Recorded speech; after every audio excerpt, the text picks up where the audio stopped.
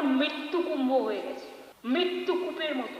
Planning না করে এত হাইট তুলে এত লোকের মৃত্যু বললেন 30 জন।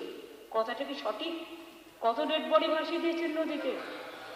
কত হাজার হাজার। 8 বার আগুন লেগেছে। বড় লোক আর ভিআইপিদের জন্য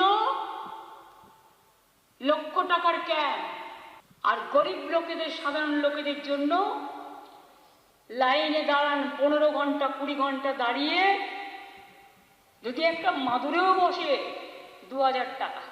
1 কাপ লাল চাও 500 থেকে 2000 টাকা। তারা যে জায়গাটা গিয়ে স্নান করবে সেটা আলাদা, ভিআইপিদের স্নানের জায়গাটা আলাদা। আর সেই জলটা আপনারা দূষিত করেছেন, বিষাক্ত করেছেন মহাকুম্ভের পবিত্র জায়গাটা।